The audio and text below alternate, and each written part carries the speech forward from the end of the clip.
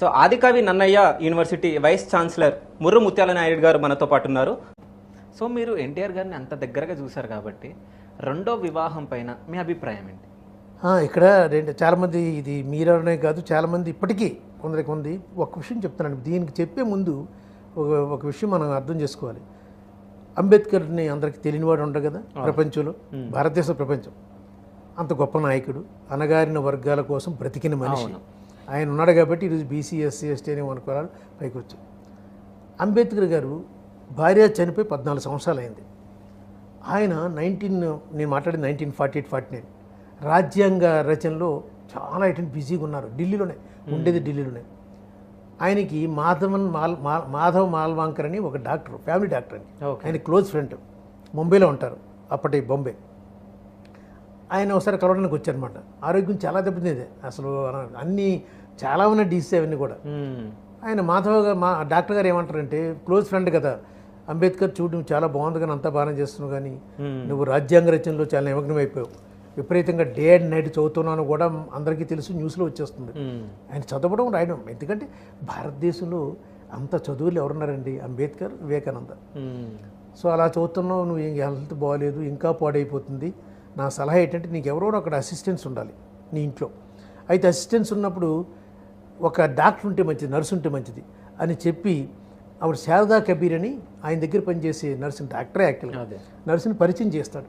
పరిచయం చేసి ఈమె నువ్వు నా మాట విని తీసుకెళ్ళి నీ దగ్గర ఉంచుకో, ఢిల్లీలో ఉంచితే తప్పకుండా నీకు మంచి సర్వీస్ చేస్తుంది, నువ్వు ఇంకా బాగా వర్క్ చేయొచ్చు, కొంతకాలం బ్రతకాలి నీలటవాడు.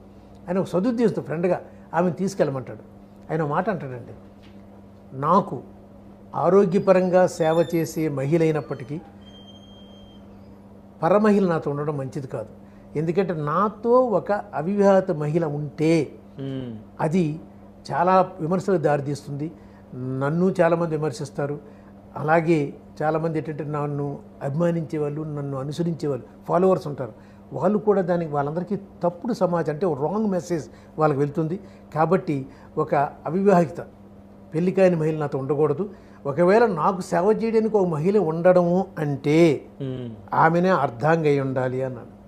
ఇది అంబేద్కర్ అన్న మాటలండి. నేను అనుకున్నది ఏంటంటే, అప్పుడు ఆయన ఏం చేస్తాడు చూడండి, ఎంత విచిత్రం. అంబేద్కర్ వెంటనే పెళ్లి చేసుకోలేదు, వెళ్ళిపోతాడు. ఆమె రెడీగా ఉంది, శారదా కబీర్ రెడీగా ఉంది మ్యారేజ్కి. నేను పెళ్లి చేసుకుని పోయి భారీగానే ఆయన సేవ చేస్తాను, ఎందుకంటే ఆయన ఇష్టం, మహామేధావి. ఆయనతో మాట్లాడిన తర్వాత ఇంత ఉండాలని ఉంది. ఆయన ఏం చేస్తాడు వెంటనే చేసుకోకుండా 1949 జాన్యువరి నుంచి ఏప్రిల్ 2 నెలల్లో ఆయన ఒక 5-6 లెటర్స్ రాస్తాడు దానికి పర్సనల్గా. లెటర్స్ అప్పుడు పోస్టే కదా అంతాను, మెయిల్స్ లేవు కదా. ఆ లెటర్స్లో ఎంత బాగా అంటే ఆయన గురించి చెప్పడం అనమాట. అని అంటాడు, I'm quiet as water and humble as grass. గడ్డిలాగా వినయమైన వాడిని, నీటిలాగా నెమ్మదైన వాడిని అని చెప్తూ, if I get into anger, if I get into temper, so I'm ungovernable, unmanageable. అంటే నా కోపం వస్తే మాత్రం ఆగ్రహిస్తే నన్ను ఎవరు ఏం కంట్రోల్ చేయలేరు అంటూ I'm a man of silence, అంటే నేను మౌన మునిని అంటాడు. అలా చేసి అంటే ఆమె చెప్పాడు నేను అలాంటి ఉన్నాను. అప్పుడు ఆమెను మ్యారేజ్ చేసుకుంటాడు 1949 ఏప్రిల్ 15. మీకు ఎందుకు చెప్తుంటే అర్థమై ఉంటుంది మీకు. అంటే మెంటాలిటీ, కొందరు మెంటాలిటీస్ ఎలా ఉంటాయంటే, ఆరోగ్యపరంగా ఆ వయసులో కూడా ఒక లేడీ సేవ చెయ్యాలంటే అర్ధాంగిగా ఉండాలి తప్ప మామూలుగా ఉండకూడదనే మెంటాలిటీ. ఎందుకంటే ఈయన కూడా అంబేద్కర్ అంటే మహా ఇష్టం అండి. మీకు చెప్పారు, ఇందాకలే చెప్పాను ఓ 2-3 సార్లు. ఎందుకంటే నా దగ్గర అంబేద్కర్ గురించి చాలా గొప్పగా చెప్పారు. బహుశా నేను అనుకోవడం ఇది అతను తెలిసి ఉంటుంది, అది ఫాలో అయ్యారని అనుకుంటున్నాను. అయితే ఇక్కడ చిన్న డిఫరెన్స్ ఏంటంటే, సవితా అంబేద్కర్ అంటే శారదా కబీర్ గారు పెళ్ళి అయిన తర్వాత పేరు మార్చుకున్నారు సవితా అంబేద్కర్ అని. అంబేద్కర్ గారు చనిపోయిన తర్వాత నెహ్రూ గారు ఆమెకి రాజ్యసభ సీట్ని ఇచ్చారు. అమ్మ మీరు రావాలి, రాజ్యసభలో పాల్గొవాలి, మీకు తర్వాత మంత్రి కూడా చేస్తాం, మీరు అంబేద్కర్ ఆశయాలంటే కూడా మీరు అమలుపరచాలని నెహ్రూ ఆఫర్ చేశారండి. సింప్లీ షీ రిజెక్టెడ్, చాలా politely she rejected. Okay.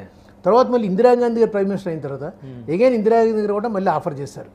Indira Gandhi కూడా ఆఫర్ చేశారు, ఏది రాజ్యసభ సీటు, పొలైట్లీ రిజెక్టెడ్. అంటే మీకు అర్థమైందా, ఎక్కడా కూడా సవితా అంబేద్కర్ రాజకీయాల్లో పాల్గొలేదండి.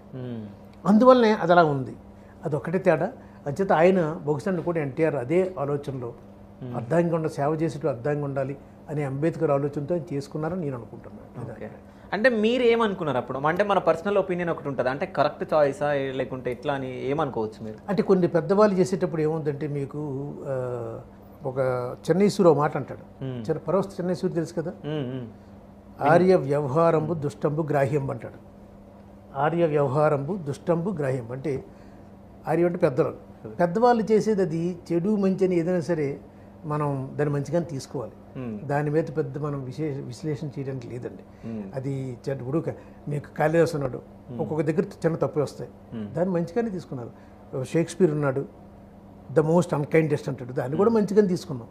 అదే మీకు అంచేత అటు గొప్ప వాళ్ళు దాని గురించి అది ఇవన్నీ. బట్ ఏదైనా చెప్తున్నా ఆయన చేయడం నేను చెప్పినప్పుడు అంబేద్కర్నే ఫాలో అయ్యి ఉంటాను అనుకుంటాను నేను. అంబేద్కర్ ఏ విధంగా ఉందో అదే ఆలోచన సరళతో ఆయన పెళ్లి చేసుకున్నాడు కాబట్టి దాన్ని మనం తప్పట్లేదు. కాకపోతే ఏమైందంటే మీకు చెప్పిన తర్వాత మీకు సవితా అంబేద్కర్ ఎంత రాజకీయాలకు అతి దూరంగా ఉన్నారు, అలా ఉంటే ఇది ఉండేది కాదు.